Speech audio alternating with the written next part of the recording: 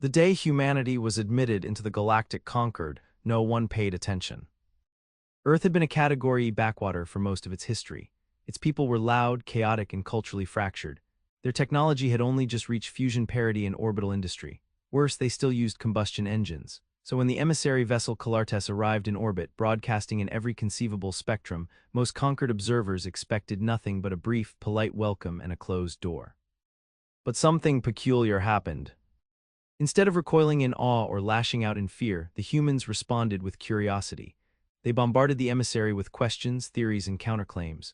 Within months, Earth had reverse-engineered half of the Concord's diplomatic protocols. Within years, they had translated Concord's standard on their own and started submitting scientific inquiries to the Concordan Grand Archive. By the time Earth was formally admitted as a provisional observer species, their primitive telescopes were already pointed not just outward, but through gravitational lensing into Concordan space. That alone made the Zarn collective nervous. It was around this time that the first whisper began. A human engineer, unlicensed and unsanctioned, was attempting to build a warp drive. Her name was Dr. Aveline Rourke, former aerospace propulsion specialist, blacklisted by 3 Earth governments for the reckless allocation of orbital resources. To the Concord, she was a non-entity, a data blip with no attached noble house, no species council, no state-sanctioned program. Her name did not appear in any peer-approved journal indexed by the archive. And yet she had acquired a skimmer frame, the stripped-down chassis of a faster-than-light courier, and was modifying it with stolen, salvaged, and improvised components. The most infamous part, the internal containment lattice had been patched with Earth adhesives, duct tape. The Galathian Theorists, a council of 14 species who maintained the known limits of astrophysical law, issued a formal mockery analysis. They laughed in vacuum-sealed syllogisms and constructed mathematically ornate insults. Warp is not made for brutes with tools, one of them declared during a symposium. It is an art, a discipline. You cannot bend spacetime with glue and stubbornness. Dr. Rourke disagreed. No media accompanied her, no broadcasts. She transmitted one file, a heavily redacted schematic embedded with Earthborn encryption, to the Concordan Open Forum with a timestamp and a title, Warp 0.1, Proof Through Failure. It went largely ignored. What most of the galaxy didn't see was what Rourke had seen years ago, sifting through discarded alien wreckage in Earth's orbit. A tiny, malformed singularity in a Concordan courier core, one that had failed to collapse properly. Where Concord engineers saw a failed part, Rourke saw something different. She saw edge conditions, a region between states. She built a theory on them, then she built a ship. The vessel was called Scythe of Manhattan, a slapdash, uneven craft that wobbled even at sublight speeds.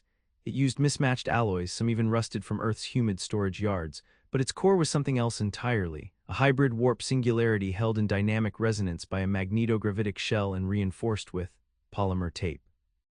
On the morning of Sol 5-19-231, Scythe of Manhattan disappeared from the outer edge of Luna's dark side. It vanished without acceleration, not a blink of sublight burn, not a whisper of exotic particle emission. It just winked out. Then it reappeared 4 hours later in orbit around Proxima Centauri. That distance would have taken a Concord courier 6 days. Rourke's vessel had arrived before her telemetry packet.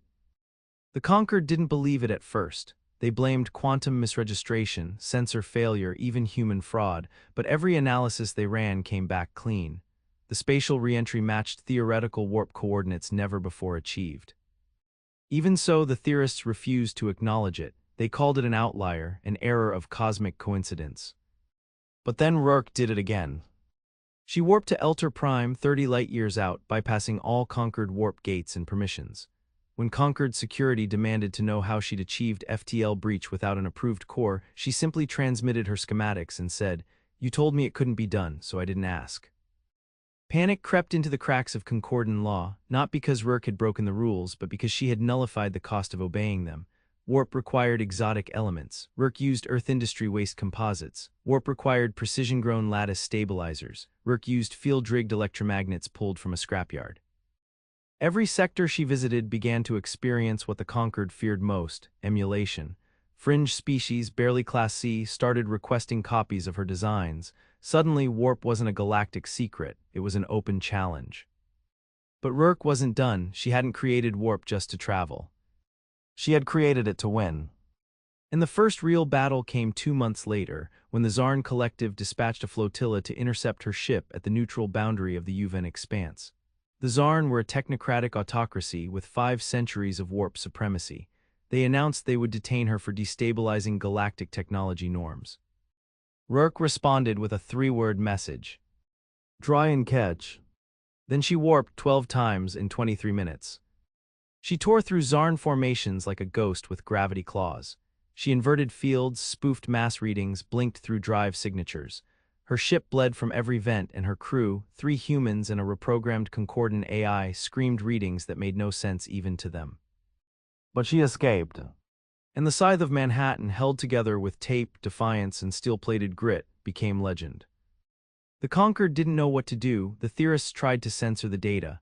The Zarn pushed for sanction. Other civilizations, quiet, observant ones, started paying closer attention to Earth, not because of its power, but because someone from Earth had done the impossible in spite of power. This was only the beginning. Rourke had proven that warp was real, attainable, and modifiable by anyone with the will to try.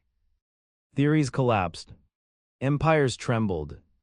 And somewhere deep in the void, another human skimmer blinked into existence, patched with duct tape, humming like a prayer.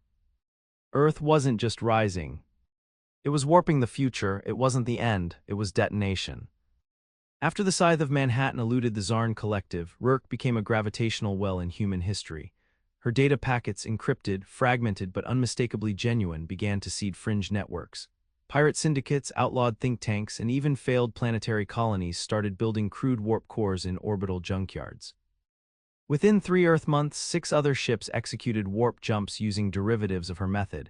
2 exploded mid-transfer, 1 vanished completely, but 3 survived, not because their builders were brilliant, because they understood her intent.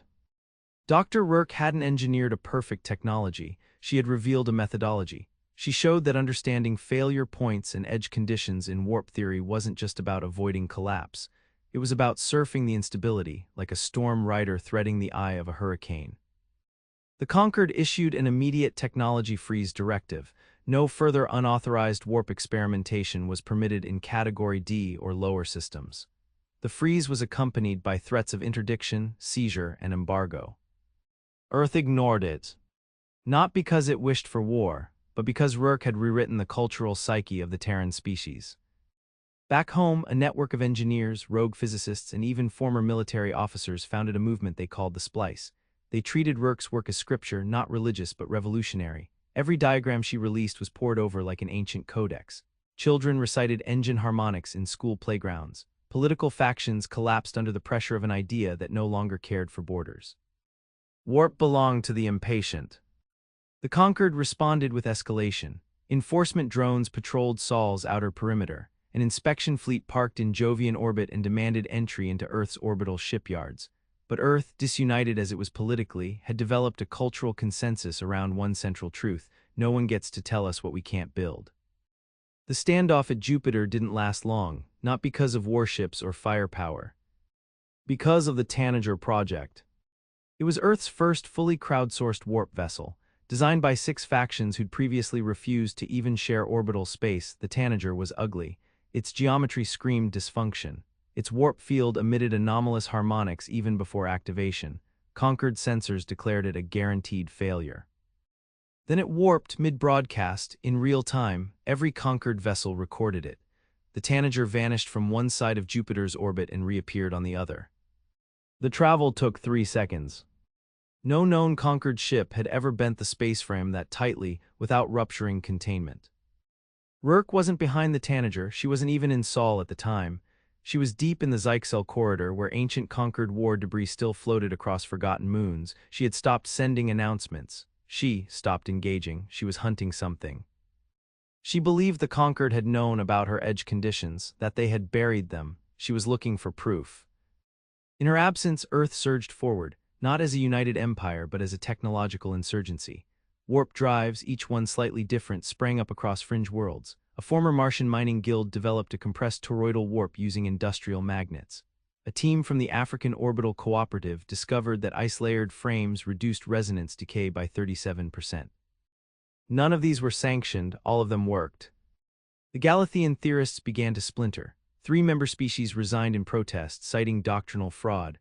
One of their lead archivists, a long-necked denizen of the Altari cradle, defected and requested asylum on Earth.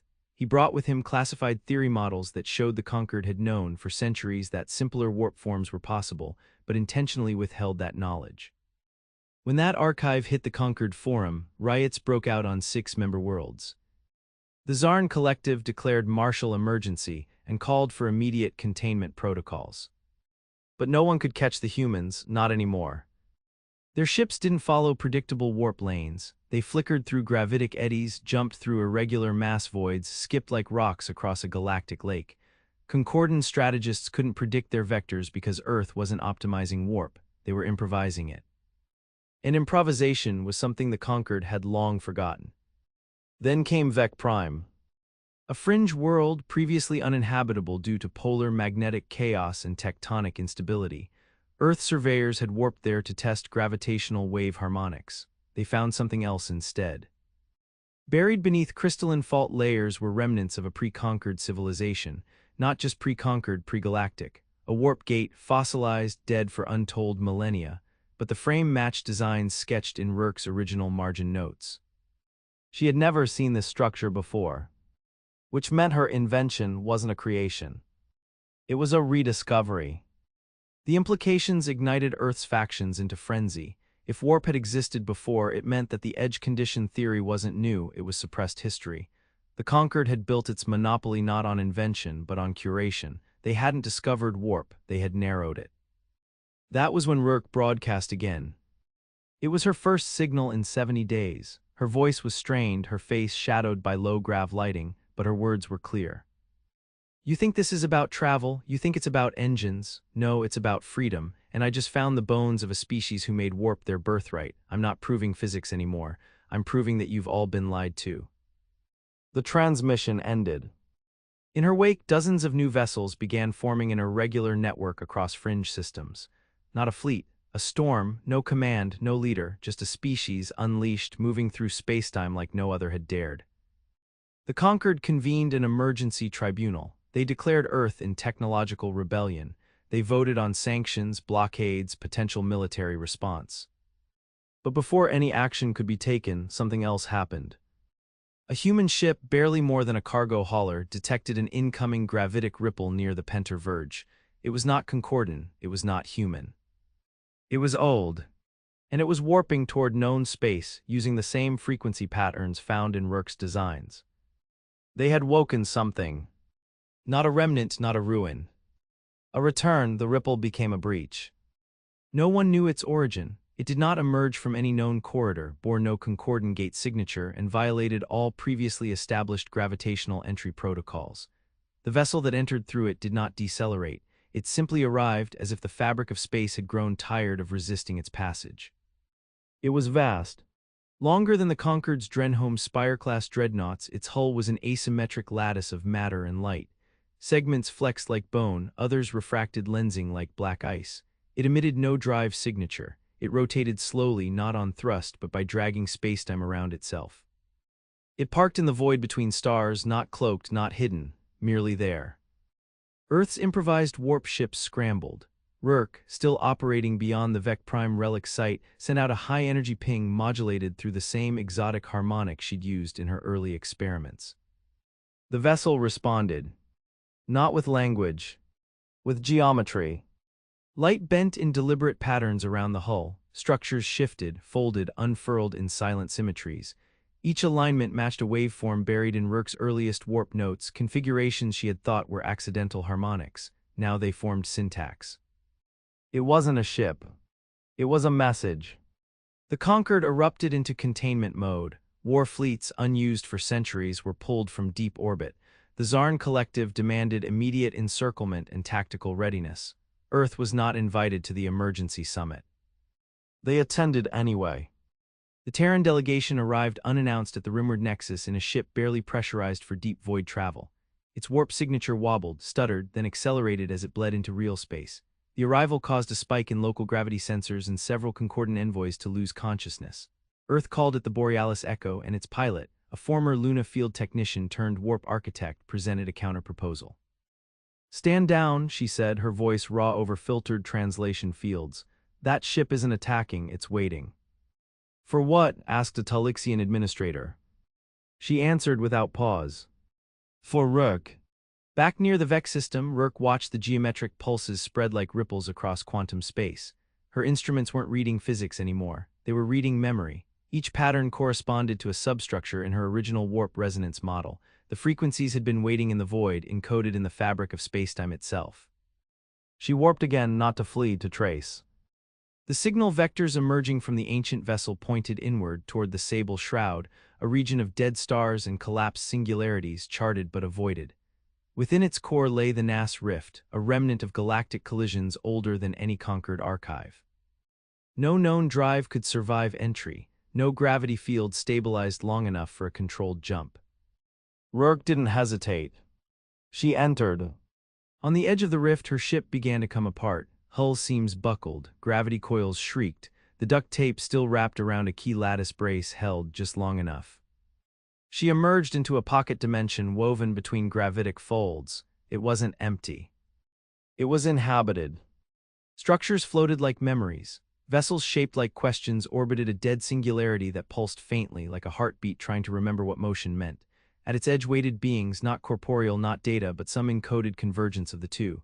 Rourke saw them, not with her eyes, but with the same part of her that had seen patterns in engine failure. They didn't speak. They revealed. Data streamed into her systems, not in symbols, in experience, in timelines, in function. Warp, as she had developed it, was a child's sketch of what had once been a symphony of spacetime manipulation. She saw how civilizations long extinguished had danced through gravity wells, lived within warp bubbles, dreamed across folded time. And she saw why they stopped. The conquered hadn't suppressed the truth, they hadn't even found it. They were built from the ashes of those who had. The message wasn't for conquest or warning. It was an invitation. Back in conquered space, chaos brewed. Dozens of minor species, emboldened by Earth's refusal to conform, declared technological independence. Conquered stabilizers failed in 3 systems. Warp traffic became untraceable, order frayed. But something else happened too. Terran vessels formerly mocked, now watched, began forming impromptu fleets, not for war, for exploration. They reached systems the conquered had written off as unreachable. They cataloged relics, they restored lost gates, they opened passageways. And more ancient ships arrived, each one responding to the same frequencies Rourke had accidentally aligned. By the time Rourke returned from the rift, months had passed. She stepped off her half-functioning vessel onto a floating dry dock above Tau Ceti. Her body was thinner, her voice slower, but her presence radiated certainty. "They're not coming to destroy us," she told the Earth Council. "They came because we remembered something they thought lost, because we broke the cage." "What cage?" someone asked. She looked out the viewport, at the stars, at the tiny warp distortions flickering like embers across the void. "The one where we only go where we're allowed." She shared the data, all of it, the memory of the ancient builders, the modular nature of warp beyond FTL, beyond time itself. She released it not through encryption but open signal. Earth lit up. Warp labs became schools. Fractured nations built shared relays. The splice became something new, not a rebellion but a renaissance, and slowly other species joined. The ones who had once whispered in shame that their own engines never aligned right. The ones who had feared to ask questions. The ones who remembered dreams of impossible movement. They weren't building weapons. They were building paths. The conquered could not stop it. And for the first time in 5,000 cycles, the Galathian theorists voted not to suppress, but to listen. One of them, a silver-banded Loxari whose species had once dominated warp logistics, spoke a truth no one expected. "I was wrong, we all were. Warp wasn't a boundary, it was an invitation." The ancient vessels continued arriving. More joined them. They did not speak, but they waited, orbiting not stars but minds, waiting for species to remember the rules that had once been instinct. Earth had been dismissed. Now it had redefined the map. And somewhere deep in a lab aboard the Scythe of Manhattan, Rourke opened a new schematic, not for faster movement. For nonlinear arrival. "Time," she said, "is just another lie we believed. The first nonlinear jump wasn't tested in a lab. It happened over Enceladus. A second-generation warp vessel built by a human-Korean cooperative, designated Helix Wayfinder, entered what was intended to be a standard intersystem hop. Instead, the ship reappeared at its intended destination 3 minutes before it had departed. The navigational AI suffered a recursive logic collapse. The pilot vomited blood and memory fragments, but the engine held. The moment fractured the Concorde's remaining grip. Warp was no longer just movement through space, it had punctured time. The theorists, stunned and silent, broke doctrine for the first time in recorded history. They issued a joint communiqué. Causality is now fluid. Earth has initiated a phase transition in galactic function. We must adapt or vanish. That admission would have been revolutionary, but Earth had already moved on. Nonlinear transit wasn't their destination, it was a stepping stone. The Splice, now an interspecies network of warp experimentalists, began constructing temporal harmonic arrays. Unlike gates, they didn't facilitate travel, they synchronized memory, event, and position into shared experience. Ships linked through these arrays began sharing not data but presence. A vessel in orbit of Delta Auriga could feel the structural strain of its twin in the Tyrex belt. Across the galaxy, unity stopped being conceptual, it became functional. Rourke, older now, her left arm replaced with a sensory prosthetic attuned to graviton frequency shifts, began referring to this new network as the Pulse. Not a government, not a fleet, a distributed awareness drawn together by a shared violation of the laws that had once shackled them. But not all agreed with this evolution. The Zarn Collective, humiliated, isolated, and facing mass desertion from its client species, activated Directive Sovereign. Deep within their command vaults, they unveiled an abomination, the Null Harness. It was not a ship. It was a field, an artificial void designed to erase warp conditions within a 5-light-year radius. Unlike jamming, which disrupted communication or targeting, the Null Harness collapsed possibility itself. Anything entering its radius returned to linear time, unable to bend or pivot through spacetime. The Concorde protested, too late. The Zarn deployed it over Heskar Verge, a new pulse-linked colony. 37 vessels were caught mid-jump, 21 were lost entirely. The Pulse felt every death. And Rourke felt something else, resonant grief. She warped to the Verge before anyone else. Her ship, Scythe of Manhattan, was now more myth than machine. Covered in fused plating, its internal architecture rebuilt a dozen times, it still bore the same old patch of duct tape. It had become a shrine, but Rourke made it a weapon again. She entered the null field. No ship had ever returned from such a breach. Her arrival was silent, not a warp shock, not a burst. Her ship simply slid into real space like a knife slipping under flesh. She transmitted once. "You're not canceling warp, you're canceling freedom, and I built this drive from nothing. That means I know how to unbuild you." She jettisoned a strange object from her launch bay, a sphere wrapped in magnetograv coils inscribed with patterns from the Rift species. It detonated, but not as a bomb. As a reformer, the field around the Null Harness began to ripple, not violently, elegantly. Spacetime unfurled like a rebounding net. Causality reasserted itself, but with a twist. The ships lost in the field began reappearing not as they were, but as they were becoming, hulls slightly altered, time signatures displaced by seconds or minutes. The null field collapsed permanently, and Rourke's ship fell silent. For 3 hours the Scythe of Manhattan drifted, inert, then its lights returned. And with them a signal. "I'm not dead, I'm anchoring." The Splice, now watching from over 60 systems, recognized what she meant. Rourke had become a stabilizer, her ship transformed into a temporal beacon. She was tethering nonlinear travel, anchoring memory and future to a fixed vector in spacetime. No AI could calculate that. Only a human, unpredictable, intuitive could feel the edge between now and not yet. The Concorde held a final vote. The Zarn were expelled. The Galathian theorists dissolved their own council and announced the formation of the Axis of Becoming, a coalition not to control warp but to explore what came after it. Humanity was offered a seat. They refused. Earth had no more interest in thrones, they were building something else. Warp rings began to appear over gas giants, not for transit, but for harvesting timeflow anomalies. Terraforming projects used microfolds to accelerate biological cycles. Starship design no longer prioritized defense or speed, but temporal adaptability. The past became resource. The future became art. And still, more of the ancient vessels arrived. One landed directly on Luna, its hull inscribed with living crystal that sang in subharmonic waves. It released no crew, instead it opened and taught, not in language, in vision. Children across the Earth-Moon system began dreaming of shapes that could bend entropy. No one told them to stop. The pulse became more than movement, it became resonance. And at its core, orbiting the fracture point between space and possibility, was a woman with a rebuilt ship, 1,000 errors made sacred, and a piece of Earth's simplest invention still holding a vital seam closed. Duct tape, grit, and will. She had not discovered warp. She had remembered the way forward. And humanity, once laughed at, once excluded, was now showing the galaxy how to feel time with their hands. The rift opened wider. Not a rupture, an invitation.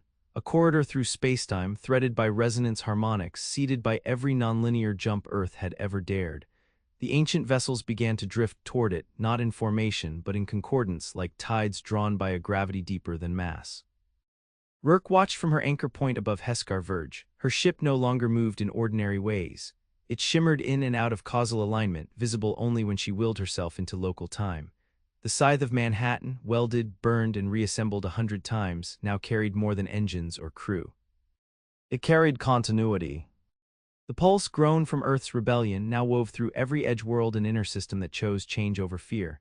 It was not a government, not a culture, it was a rhythm. Planets shared memory through phase-locked communication arrays. Ships spoke in gravitic brushstrokes. Species once silent at conquered summits now rewrote their own myths in nonlinear chronotext.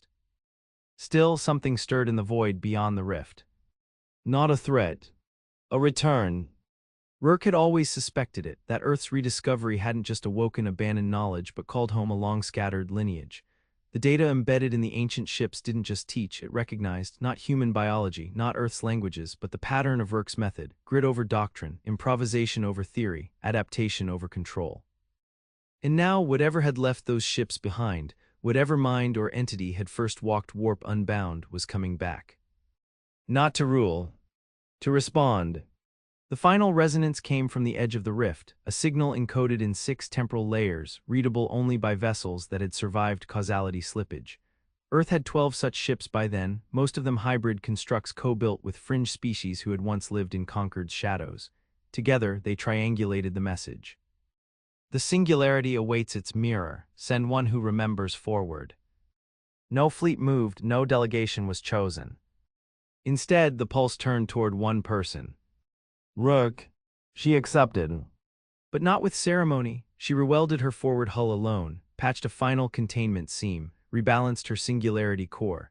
The duct tape she'd first used had long since been replaced with nanopolymer strand, but the original strip still hung in the engine room, untouched, sacred. Not a relic. A reminder that nothing was ever impossible once someone tried without permission. She left without fanfare. The scythe of Manhattan turned toward the rift and entered. It did not transmit. It did not return. But the stars changed. Across the galaxy, small things began to shift. Dead warp gates pulsed faintly. Singularity wells stabilized. Time flow variants dropped in every system aligned with the pulse. And in a quiet moment above Proxima Centauri, a boy watching the sky saw 2 stars flicker, align, and pulse once in perfect sync like a heartbeat. Earth did not fall into silence. It accelerated. The next generation of warp vessels were not ships. They were living frames, co-evolved with crew neural patterns. They sang when they traveled, not in sound but in resonance, each jump leaving behind a microtonal signature, an echo of passage that others could follow. Species long fractured by conquered dogma now spoke across centuries through chronofolded archives. Memory became transit, history became a location. And then, years later, something else happened. At the edge of the sable shroud, deep in the quiet between known things, a vessel shimmered back into view. Its hull bore scars of dimensions no one had mapped.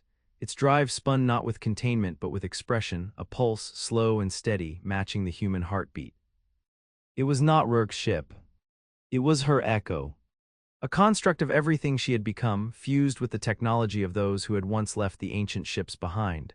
It carried no weapons, only a message, stitched in multidimensional code. There is no end, there is only the shape of what's next, make it your own. And Earth did. Not as rulers, not as rebels, but as rememberers. Warp was no longer a boundary. It was a language, and humanity had taught the galaxy how to speak it again. Their greatest invention had never been faster than light travel. It had been the refusal to stop.